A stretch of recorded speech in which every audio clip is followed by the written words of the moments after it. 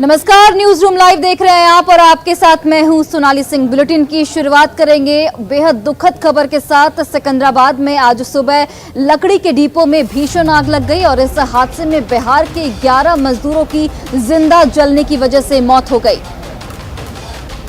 तो यहां पर बिहार के 11 मजदूर जो हैं वो जिंदा जल गए हैं। घटनास्थल पर ही उनकी मौत हो गई। जिस वक्त ये हादसा हुआ उस वक्त डिपो में 12 मजदूर मौजूद थे। जानकारी के मुताबिक एक मजदूर जो है वो जख्मी बताया जा रहा है, जिसका इलाज फिलहाल अस्पताल में जारी है। सभी मजदूर बिहार के छपरा जिले के रहने वाले हैं। मृतकों की उम्र 25 से 30 साल के बीच की बताई जा रही है। इस हादसे में एक जो मजदूर है वो जख्मी भी बताया जा रहा है, जिसका इलाज फिलहाल जारी है। दमकल की गाड़ियां वहां पर मौजूद हैं और लगातार वहां पर राहत बचाव कार्य भी किया जा रहा है। वहीं तेलंगाना सरकार ने 4-4 लाख आर्थिक मुआवजे का यहां पर ऐलान किया है। The fire accident has took place in the morning hours, wee hours at 4 o'clock. After knowing this, the firefighting team has come and controlled the fire. And in this accident, 11 people were charred and expired. And one man was escaped from this premises. This was the primary property. We will assess that how much property is damaged, and this is very preliminary stage. After investigation completed, we will tell the fact. वही देखिए, इस घटना पर PM Narendra Modi ने भी दुख जताया है। पीएम मोदी ने खुद ट्वीट करके इस घटना की जानकारी ली और पीएम ने प्रधानमंत्री राहत कोष से मृतक के परिजनों को 2-2 लाख रुपए मुआवजे का यहां पर ऐलान भी किया है। तो पीएम मोदी ने हादसे पर दुख जाहिर किया है। मृतकों के परिजनों के लिए मुआवजे का प्रधानमंत्री राहत कोष से ऐलान किया गया है। पीएम ने ट्वीट कर हादसे पर दुख जाहिर किया और मृतकों के सभी परिजनों को सांत्वना भी दिया है। तो ये ट्वीट आपके टीवी स्क्रीन पर, जहां पर पीएम मोदी ने ये ऐलान किया है कि 2-2 लाख रुपए मुआवजा दिया जाएगा सभी मृतकों के परिजनों को।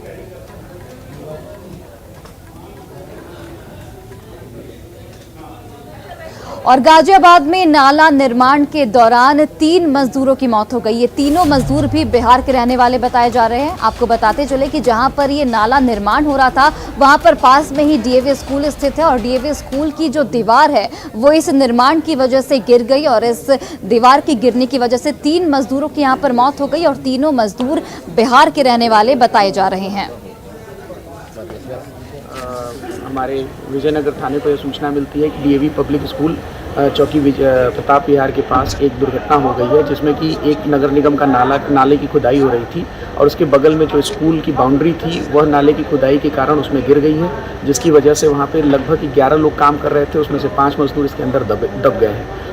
सूचना पाते ही मौके पे तत्काल विजयनगर पुलिस आती है और यहाँ पे हमने रेस्क्यू ऑपरेशन स्टार्ट कर दिया था और यहाँ पे हमारे फायर टेंडर और एम्बुलेंस की भी गाड़ियाँ आ गई थी, जिसमें से 5 मजदूर हमको जो दबे मिले थे उसमें से 3 मजदूर मृत अवस्था में हमको मिले हैं और 2 मजदूर अभी जिंदा हैं, जिनको कि एमएमजी हॉस्पिटल उपचार के लिए भर्ती कराया गया है।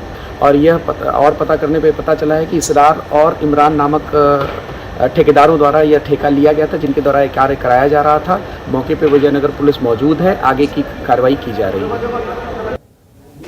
वही देखिए, आरा में जमीन के विवाद में 2 पक्षों के बीच जमकर मारपीट हुई और दोनों तरफ से जमकर गोलीबारी हुई और इस गोलीबारी की घटना में एक रिटायर्ड आर्मी जवान की भी मौत हो गई और इस मौत के बाद जो उनके परिजन हैं वो काफ़ी आक्रोशित हैं।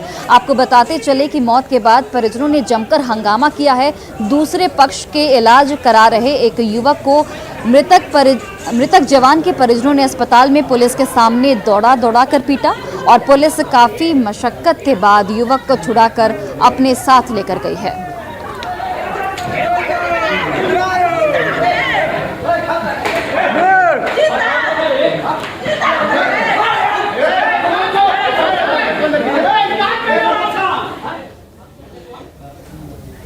और देखिए, जम्मू कश्मीर के पुलवामा में सोमवार को हुए आतंकी हमले में बांका का एक युवक विश्वजीत कुमार भी जख्मी हो गया है और इस पूरे घटनाक्रम के बाद जो युवक के परिजन हैं वो काफ़ी चिंतित बताए जा रहे हैं। युवक के पड़ोसियों ने भी चिंता जाहिर की है। आपको बताते चले कि इस घटना के बाद कोहराम मच गया है। घटना से विश्वजीत के पड़ोसी भी चिंतित हैं। पिछले साल भी पुलवामा में आतंकी हमला हुआ था, जिसमें बांका के बाराहाट के अरविंद शाह की हत्या कर दी गई थी। घटना के बाद कटिया का विश्वजीत भी लौटकर वहां आया था, लेकिन कुछ महीने बाद वो फिर कश्मीर गया, जहां आतंकवादियों ने उसकी कमर में गोली मार दी। घटना के बाद पिता प्रभाष मंडल अपने बेटे से मिलने के लिए पुलवामा पहुंच गए हैं। रजौन के कटिया में विश्वजीत के परिजनों से बात की न्यूज़ 18 से हमारे संवाददाता नागेंद्र ने। बिहार में बेरोजगारी की दंश इस कदर हावी है कि पेट पालने के लिए, अपना और परिवार का पेट पालने के लिए लोग हजारों किलोमीटर दूर जाने को मजबूर हैं। ऐसा ही एक गांव रजौन प्रखंड में कई गांव ऐसे हैं जहां के सैकड़ों युवा वहां पर रोजगार की तलाश में गए हुए हैं और वहां पर रेहड़ी और पट्टी लगाते हैं। पिछले वर्ष बाराहाट के परगढ़ी के अरविंद शाह की जब हत्या आतंकवादियों द्वारा कर दी गई थी, तो उस समय रजौन और जिले के जिस क्षेत्र के भी लड़के कश्मीर में रहकर रेहड़ी पट्टी लगाते थे, वो सब लौट आए थे। और विश्वजीत जिसको कल आतंकवादियों के हमला में घायल हुआ था, वो भी वापिस आ गया था। लेकिन कल हमला होने के बाद से इसके परिवार गमजदा हैं, लोगों में डर है। और इसके पिता प्रभाष मंडल पुलवामा के लिए निकल चुके हैं। अभी उनके हम घर पे हैं। 6 साल से। कैसे पता चला आप लोगों को? वो कोई फोन किया। अच्छा, क्या कहना चाह रही हैं? क्या कहना चाह रहे हैं, उसका इलाज बढ़िया से तब न लाएंगे। बिहार में उस तरह रोजगार नहीं है जो कि सब लोग यहाँ रह के अपना भरण पोषण कर पाएगा। उनकी शादी हो चुकी है, लास्ट ईयर उनकी शादी हुई है, जिस कारण से वो पहले तो 5-6 साल से वो कश्मीर कर रहे थे, लेकिन इस तरह का दिक्कत नहीं हुआ था। लास्ट ईयर जो इस तरह का इंसिडेंस हुआ, उसके कारण वो घर आया था, लेकिन फिर शांत होने के कारण फिर वो गया। लेकिन ये हाल में जो कल इस तरह घटना हुई है 7:30 बजे शाम में, इसके कारण से फिर सब हम लोग हताहत हैं, पूरा घर परिवार भयावह है। आपके पिताजी वहीं गए हैं? हाँ, पिताजी निकले हैं। मैंने आप लोग क्या चाहते हैं कि अगर स्थिति सही नहीं हो तो घर पे वापिस आ जाए? पहले तो हम सरकार से रिक्वेस्ट करेंगे कि इसमें कुछ उनको उसका इलाज के लिए करे, इसके बाद फिर सरकार रोजगार के लिए कुछ पहल करे बिहार में, ताकि सबको यही रोजगार मिले। विश्वजीत से परिवार से बात हुई, इन लोगों से मैं मिल के इनको मैंने सांत्वना दिया और उसके बाद मैंने बताया कि यहाँ ही मैं रोजगार मुहैया कराऊंगा, बस इलाज करा के उनको घर ले आइए, मैं रोजगार देने के लिए तैयार हूँ, मनरेगा के तहत मैं रोजगार दूंगा। अगर परिजनों और यहाँ इस पंचायत के मुखिया की बात माने तो इनका साफ कहना है कि यहाँ बेरोजगारी का आलम बहुत ज़बरदस्त है और बेरोजगारी के चलते ही लोग पलायन करने को मजबूर हैं। ऐसे में परिजन जहां हताश हैं, वहीं पंचायत के मुखिया अपने पंचायत में मनरेगा के तहत रोजगार उपलब्ध कराने की आश्वासन दे रहे हैं। Nagendra, news 18 network, Banka. और भागलपुर के साहिबगंज में 4 लोगों की मौत के मामले में पुलिस ने 2 आरोपियों को गिरफ्तार किया। इन दोनों आरोपियों की गिरफ्तारी अस्पताल में इलाज करा रहे अरविंद यादव के बयान के आधार पर की गई है और खुद एसएसपी ने इस बात की जानकारी दी है। एसएसपी ने यह भी कहा है कि अरविंद यादव ने यह जानकारी दी है कि इन दोनों आरोपियों ने शराब की डिलीवरी कराई थी और दोनों पर शराब बेचने का आरोप लगाया गया है। आरोपियों ने अपने ऊपर लगे आरोपों को हालांकि कबूल भी कर लिया है। गिरफ्तार आरोपियों के खिलाफ पुलिस ने मामला दर्ज कर लिया है और आगे की कार्रवाई में जुट गई है। कौन थे कारोबारी? श्याम चौधरी हैं, उनके 2 बेटे हैं, सागर चौधरी और सचिन चौधरी। इन्हीं लोगों से शराब लेकर उन्होंने पी थी। उन्होंने अपने बयान में विस्तार से इसका खुलासा किया है। श्याम चौधरी को तो 2 दिन पहले गिरफ्तार कर लिया गया था, उसके 2 बेटे भी गिरफ्तार हुए हैं। और जहानाबाद के काको पीएचसी में डॉक्टरों की लापरवाही की वजह से एक महिला की मौत हो गई। आपको बताते चले कि महिला प्रेग्नेंट थी और उसे प्रसव पीड़ा हो रही थी, लेकिन डॉक्टरों ने यह कह दिया कि अभी उसे प्रसव पीड़ा नहीं हो रही है और इस वजह से महिला की हालत जो है वो बेहद खराब हो गई और वहीं पर उसकी कुछ देर बाद मौत हो गई। इलाज शुरू नहीं किया गया डॉक्टरों की ओर से, जिसके बाद मरीज की तबीयत बिगड़ गई और बच्चा जन्म के साथ ही मां की मौत हो गई। फिलहाल बच्चा जो है वो स्वस्थ है, लेकिन एक छोटी सी लापरवाही कितनी भारी पड़ गई आप ये अंदाजा लगा सकते हैं, क्योंकि जन्म के साथ ही एक बच्चे के सिर से मां का साया उठ गया और थोड़े से पैसे की लालच में एएनएम ने मरीज की जान ले ली।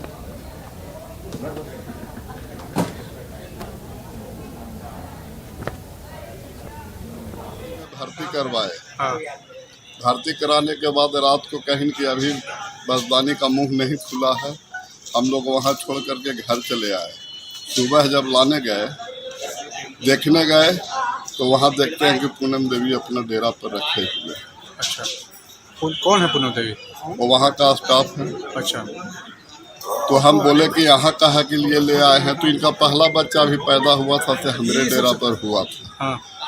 तो हम पर इनको विश्वास है, हम यहाँ मतलब इनको हाँ।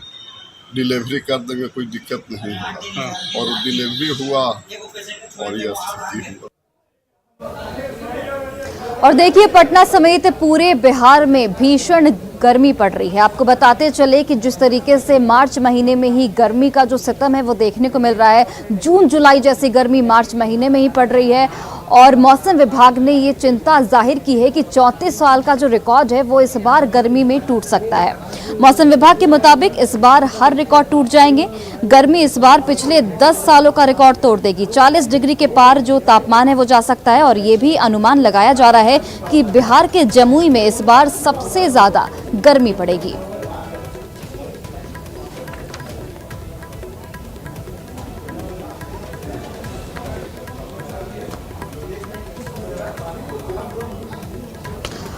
और देखिए, गर्मी इस बार जबरदस्त पड़ेगी, लिहाजा गर्मी को लेकर आपदा प्रबंधन विभाग ने तमाम तरह के अलर्ट जो हैं वो जारी किए हैं। आपदा प्रबंधन विभाग ने स्वास्थ्य विभाग को अलर्ट किया है, शिक्षा, पीएचईडी, पशुपालन विभाग को भी यहां पर अलर्ट किया गया है।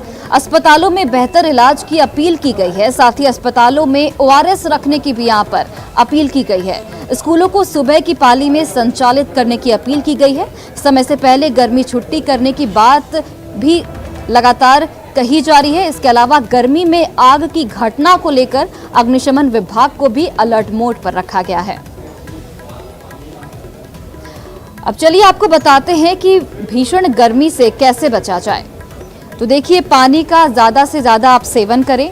धूप में निकलने से आप परहेज यहाँ पर करें। दोपहर 12 से 3 बजे तक घर में ही रहें। अगर कोशिश करें तो घर से ना निकलें। धूप में निकलने पर सनस्क्रीन का इस्तेमाल ज़रूर करें। वहीं छाता, टोपी, गीला तौलिया लेकर आप बाहर निकलें। खान पान में साफ सफाई का काफ़ी ध्यान रखें, काफ़ी ख्याल रखें। इसके अलावा तरल पदार्थ जैसे नींबू पानी का प्रयोग किया जाए। इसके अलावा थकान होने पर ओआरएस का इस्तेमाल करें। तो ये तमाम उपाय कि आप कैसे गर्मियों से बच सकते हैं।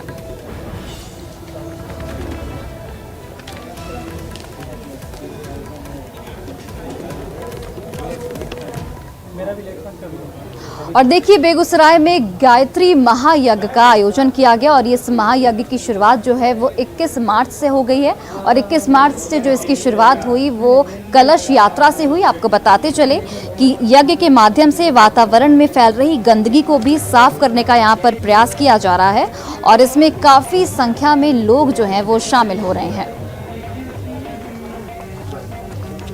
इस यज्ञ का आयोजन 2 उद्देश्य किया गया है। पहला, यज्ञ के द्वारा स्वास्थ्य लाभ और दूसरा, प्रवचन के द्वारा सद्बुद्धि का विकास, क्योंकि आज हम लोग इसी चीज़ों से परेशान हैं, स्वास्थ्य लाभ और दुर्बुद्धि के कारण। इस कुंडीय गायत्री यज्ञ का आयोजन ग्रामीण और प्रखंड वासियों के सहयोग से सुजानपुर दुर्गा स्थान चौक पर किया गया है। यहाँ हजारों की संख्या में श्रद्धालु आए हैं। यज्ञोपवीत का कार्यक्रम चल रहा है।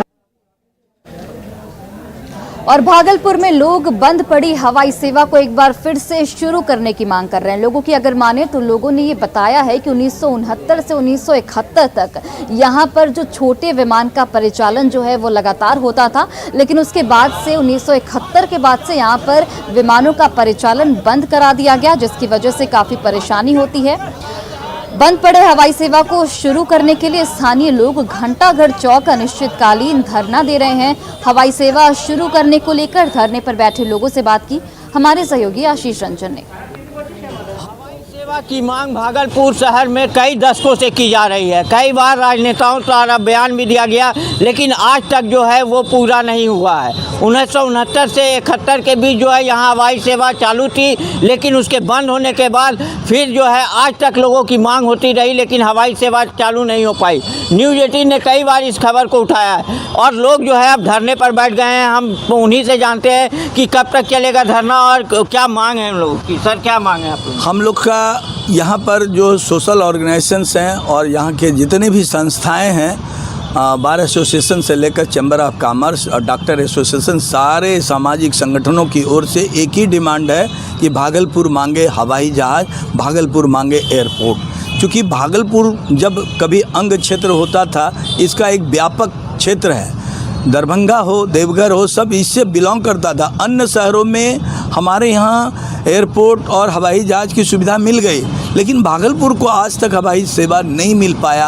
हम कोविड में कई लोगों की जान जाते देखा है, हम पहुंच नहीं पाए दिल्ली और कलकत्ता। और न्यूज़ 18 ने इस मुहिम में जो अपना योगदान किया है, जो अपना सहयोग किया है, उसके लिए मैं न्यूज़ 18 को संयोजक के हैसियत से, इस संघर्ष समिति के संयोजक के हैसियत से धन्यवाद ज्ञापित करता हूँ। कब तक बैठे रहेंगे धरने पर? ये अनिश्चितकालीन धरना है। तो आप देख सकते हैं कि ये अनिश्चितकालीन धरना है और इन लोगों की मांग है कि जब तक इनकी मांग पूरी नहीं होती है, हवाई सेवा शुरू यहाँ से नहीं की जाती है, तब तक ये लोग इसी घंटाघर के नीचे बैठे रहेंगे धरने पर, और मांग पूरी होगी तभी ये धरने से उठेंगे। अब देखने वाली बात है कि सरकार इस पर कितनी जल्दी कोई बात करती है या इसका हल क्या होता है, वो देखने वाली बात है। आशीष रंजन, न्यूज़ 18 भागलपुर। बिहार दिवस को लेकर बिहार के तमाम अलग अलग जिलों में छोटे बड़े कार्यक्रम का आयोजन किया जा रहा है और सभी लोग बिहार के गौरवशाली इतिहास को सेलिब्रेट कर रहे हैं। लेकिन पटना के लोग इस गौरवशाली इतिहास के बारे में कितना जानते हैं, इसकी हमने पड़ताल की। हमारी सहयोगी ऋतु रोनी ने लोगों से बात की, आइए आपको भी सुनाते हैं। बिहार आज 110 साल का हो गया है। ऐसे में हर तरफ पूरे बिहार भर में जश्न का माहौल है और हर कोई जो है इस दिन को सेलिब्रेट कर रहा है। मगर जिस इतिहास की बात लोग आज कर रहे हैं, कितना कुछ बिहार के लोग जो हैं, बिहार की जो भावी पीढ़ी है वो कितना कुछ जानती है बिहार के बारे में, बिहार के इतिहास के बारे में, चाहे वो आधुनिक बिहार के निर्माता एस.एन. सिन्हा हों या फिर संगीतकार चित्रगुप्त, इनको कितने लोग जानते हैं। हम इसी पड़ताल पर निकले हैं और आइए देखते हैं लोगों का क्या कुछ कहना है। तो हम यहाँ पे कुछ लोगों से बातचीत करने की कोशिश करते हैं। आप तस्वीरों में देखिए कि कई सारे जो लोग हैं वो आए हुए हैं। सीधे तौर पे हमारे सामने यहाँ पे एक छात्र दिख रहे हैं। अच्छा, एक बात बताइए, एस.एन. सिन्हा को जानते हैं? नो, मैं नहीं जानता। नो। बिहार का निर्माण किसने किया, जानकारी है? नहीं, इस बारे में जानकारी नहीं। सच्चिदानंद कब? और देखिए, जैसा कि हमने आपको पहले बताया कि हैदराबाद के जो लकड़ी डिपो में आग लगी थी, उसमें बिहार के 11 मजदूरों की घटनास्थल पर ही मौत हो गई। और इस पूरे मामले को लेकर हैदराबाद से हमारे सहयोगी संजय जो फोन लाइन पर जुड़ गए हैं। संजय, देखिए, इस पूरे घटनाक्रम की अगर हम बात करें तो बिहार के 11 मजदूरों की मौत हो गई। जो एक मजदूर अभी जो अस्पताल में भर्ती है, उसकी क्या कुछ जानकारी मिल पा रही है? डॉक्टरों से क्या कुछ जानकारी मिल पा रही है कि उसकी हालत अभी कैसी है? सोनाली, मैं सबसे पहले बताऊं कि मैं इस समय उसी स्पॉट पे मौजूद हूं जहां ये घटना हुई है। एक एक्चुअली एक स्क्रैप का गोडाउन है। ये आप देख सकते हैं, तमाम स्क्रैप का सामान यहां पर मौजूद है और इसी स्क्रैप के गोडाउन में जो है वो करीबन 15 मजदूर यहां पर रुके हुए थे। रात को करीबन 3 से 4 बजे के बीच में ये आग लगी है, ऐसा बताया जा रहा है। और 11 मजदूर जो जिंदा जल के इसमें मर गए हैं। बाकी जो 4 मजदूर थे उसमें से 3 की हालत गंभीर है, वो अस्पताल में है, और एक की तबीयत थोड़ा ठीक है। तो ये इस पूरी घटना ने एक बार फिर से कहीं ना कहीं सवाल पैदा किया है कि जो सुरक्षा की व्यवस्थाएं हैं वो नहीं प्रॉपर रखी गई हैं। बताया जा रहा है, ऐसा अनुमान लगाया जा रहा है कि सिलेंडर शायद एक ब्लास्ट हुआ था और उसके बाद जो है ये पूरी भीषण आग लगी है चारों तरफ। पूरा इलाका, पूरा जो ये प्रेमाइसिस है स्क्रैप गोडाउन का, वो पूरा जलकर खाक हो गया है। तमाम लोग यहाँ पर सुबह से आ रहे हैं और इस पूरी घटना पर सबको भारी दुख है और लोग चिंता व्यक्त कर रहे हैं। मुख्यमंत्री ने 5-5 लाख रुपए के जो मुआवजे का ऐलान किया है। हमारे साथ बीजेपी के राष्ट्रीय पिछड़ा वर्ग मोर्चा के राष्ट्रीय जो अध्यक्ष हैं वो मौजूद हैं, लक्ष्मण साहब, ये घटना बहुत ही गंभीर है, किस तरह से लेते हैं आप? क्या और कमी कहाँ, क्यों हुई है इस घटना, क्या समझते हैं आप? ये बड़ी दुखद की बात है। जो हादसा ये पहली बार हुआ नहीं, ये हमेशा हर साल ऐसा 2-3 बार हादसा होते रहता है। कई लोग घायल हुए, कई लोग मर गए। आज लगभग 11 लोग तो मर गए और 4 लोग घायल हुए हैं, चाहे वो शॉर्ट सर्किट हो, गैस सिलेंडर के माध्यम से हो। यही नहीं, यहाँ बाजू और एक गोलकपुर जो है वहाँ पे भी इतने स्क्रैप गोडाउन, मिनिमम जो रिक्वायरमेंट्स है, कोई भी आज बगैर इजाज़त का ही चलाते जा रहे कई सालों से, हर साल। और ख़ासकर ये समर के सीज़न में ऐसा तो आग लगना तो मामूली बात है। कौन जिम्मेदार है इसके लिए? ये पूरा ये सरकार जो है, यहाँ जीएचएमसी हो यहाँ राज्य के सरकार पूरा जिम्मेदार है। मुझे पता चला यहाँ जो भी घायल हुए, जो मर गए, गुजर गए, ये पूरे बिहारी वासी हैं। बेचारे रोज़गार के लिए इतने दूर से आते, जो रहने का ठीक ढंग से उसका व्यवस्था नहीं है। और फायर डिपार्टमेंट भी किस तरह ऐसे गोडाउन को परमिशन दिया जा रहा पता नहीं, क्योंकि हर साल तो हादसा होते रहता है। और जीएचएमसी वाले उनके टाउन प्लानिंग हो या बाकी डिपार्टमेंट जितने भी है, क्यों उसके नज़रअंदाज करते समझ में नहीं आता है। सोनाली, ये सबसे बड़ा सवाल है कि जो हर साल, ये बात सच है कि गर्मियों का सीज़न जैसे ही शुरू होता है, शॉर्ट सर्किट होना, बिजली के खंभों से आग लगना, उसके बाद घरों में आग लगना, ये घटनाएं बहुत ही आम हैं और इस पर कुछ कारगर कार्रवाई होनी चाहिए। जाहिर तौर पे ये जो पॉलिटिकल एरिना में भी ये लगातार ये मांग की जाती रही है। ये जो 11 मजदूर मरे हैं सभी बिहार के छपरा ज़िले के रहने वाले हैं। वहाँ से ये अपने केवल गुजर बसर के लिए इतनी दूर आए थे और यहाँ पर 2 वक्त की रोटी का जुगाड़ करने के लिए ये यहाँ आए थे और उनकी इस दर्दनाक मौत हो गई है। इस पूरे मामले की जांच के आदेश दिए गए हैं। फिलहाल आग पर काबू पा लिया गया है, लेकिन तमाम जो विपक्षी दल के नेता हैं उनका कहना है कि सरकार कहीं ना कहीं से इसके लिए रिस्पॉन्सिबल है, क्योंकि जो फायर जो मेजर्स यहाँ पर रखे जाने चाहिए थे वो नहीं रखे गए हैं। बीजेपी ने 25 लाख रुपए के मुआवजे की मांग की है। हर मजदूर के परिजन को सरकार की तरफ से 5 लाख के मुआवजे का ऐलान किया गया है। जी सोनाली। बिल्कुल संजय, देखिए अब तो ये जांच का विषय है कि आखिर किसकी लापरवाही की वजह से 11 मजदूरों की जान चली गई। आपको बताते चले कि 15 मजदूर वहां पर मौजूद थे, जिसमें से 11 जो मजदूर थे वो बिहार के रहने वाले थे, छपरा जिले के, जिनकी घटनास्थल पर ही मौत हो गई। फिलहाल संजय, आपका बहुत बहुत धन्यवाद तमाम जानकारियों के लिए। और फिलहाल इस बुलेटिन में बस इतना ही। आप देखते रहिए न्यूज़ 18 बिहार झारखंड।